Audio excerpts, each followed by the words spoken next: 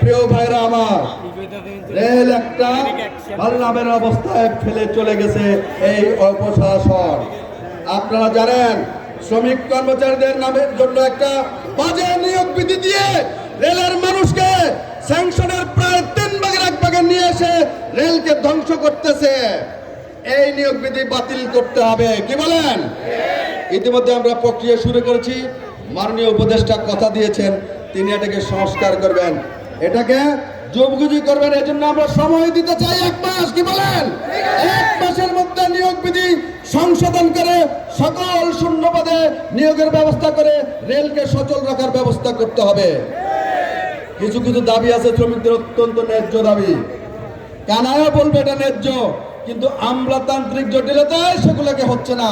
গতকালকেও train interrupt হয়েছে। আপনি জানেন, ঢাকার পথে টিএলআররা তারা কাজ ছেড়ে চলে গিয়েছে। এটাই আমরা বলেছিলাম, আউটসোর্সিং করেন না। আউটসোর্সিং করলে এইরকম হবে, কাজ ছেড়ে তারা চলে যাবে। আজকে স্থায়ী কর্মচারীরা কাজ ছেড়ে যায় নাই, সে কারণে রেলের জন্য কোনো আউটসোর্সিং চলবে না। রেলে আউটসোর্সিং বন্ধ করতে হবে এবং টিএলআর এবং স্থায়ীভাবে সব নিয়োগ করতে হবে, কি বলেন? একমত? বন্ধুগণ, আরো বেশ কিছু দাবি। আজকে কর্মচারীদের বাসা বাড়ির দিকে তাকাইলে বেহাল অবস্থা। ভাই, এখানে কথা বলতে হবে না। কর্মচারীদের বাসা বাড়ির বেহাল অবস্থা। বৃষ্টির পানি ছাদে পড়ার আগে ঘরে পড়ে, ঠিক নি কথা? রাস্তায় চলা যায় না, ওনারা নির্বিকার। লক্ষ কোটি টাকা আপলোড করে আজকে প্রশাসনের যে সমস্ত দুর্নীতিবাজ এখনো গাপটি মেরে চেয়ারে বসে আছে, লজ্জাও লাগে না তাদের। আমরা সরকারকে বলেছিলাম, মাননীয় উপদেষ্টাকে বলেছিলাম, এই রেজিমেন্ট লোকদেরকে আপনি একটু নিউট্রালাইজ করে দেন, সরিয়ে দেন। কিছু কিছু সরাচ্ছে, কিন্তু নানাভাবে তারা আবার শপথে থেকে আবার শ্রমিক কর্মচারীদের উপর নির্যাতনের খড়গ তুলছে। হুঁশিয়ার থাকতে হবে, এগুলি করতে দেওয়া যাবে যাবে না। রেল শ্রমিক দল ঐক্যবদ্ধ আছে, ঐক্যবদ্ধ থাকবে। আওয়ামী প্রেতাত্মাদের, পালিয়ে যাওয়া প্রেতাত্মাদের কিছু দালাল রেলে রয়েছে, তারা নানা পর্যায়ে কর্মকর্তাদের চেম্বারে গিয়ে গিয়ে ধমক দিচ্ছে রেল শ্রমিক দলের নাম ব্যবহার করে। এটাকে আমরা অন করি না, পরিষ্কার কথা। আমরা রেলের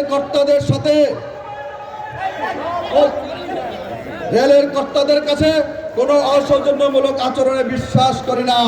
আমাদের নেতার নির্দেশ হচ্ছে নিয়মতান্ত্রিক পদ্ধতিতে আমরা দাবি দেব, আলোচনা করব, তারপরে শ্রমিকের সমস্যা সমাধান হবে, ঠিক আছে? সুতরাং কোনো বেআইনি কাজের ব্যাপার কেউ যদি করে সেটা আমরা অন করি না। আজকে পরিষ্কার বলছি, এখানে বিএনপির অন্তত 3 জন অত্যন্ত শীর্ষ নেতা এবং এই নগরের অভিভাবক যিনি আছেন, আমি আশা করব তার নির্দেশনা থাকবে এই নগরে শুধু রেল নয়, কোন প্রতিষ্ঠানে কোনো ধরনের অন্যায় আচরণ কেউ করবে না এবং তার পক্ষে থেকে একটা বার্তা থাকতে হবে, তার কাছে আশা করি। প্রিয় ভাইরা আমার, আজকে আমরা বলতে চাই, ইতিমধ্যে আমাদের সরকারের পক্ষ থেকে বলা হয়েছে রেলে অনেক ট্রেড ইউনিয়ন, সেজন্য আমরা আবার মোর্চা করেছি ঐক্যজোটের মাধ্যমে আমরা পলিসি ডায়ালগ করব ইনশাআল্লাহ। সমস্ত দাবি, সমস্ত অধিকার প্রতিষ্ঠিত করেই ছাড়বো। এই কথা বলে আমি শুধু আর শেষ কথা বলবো, আজকে যেটা প্রতিপাদ্য রাষ্ট্র সংস্কার 31 দফা এবং শ্রমজীবী মানুষের অধিকার, এটা নিয়ে আমাদের আজকের প্রধান অতিথি মহোদয় বলবেন।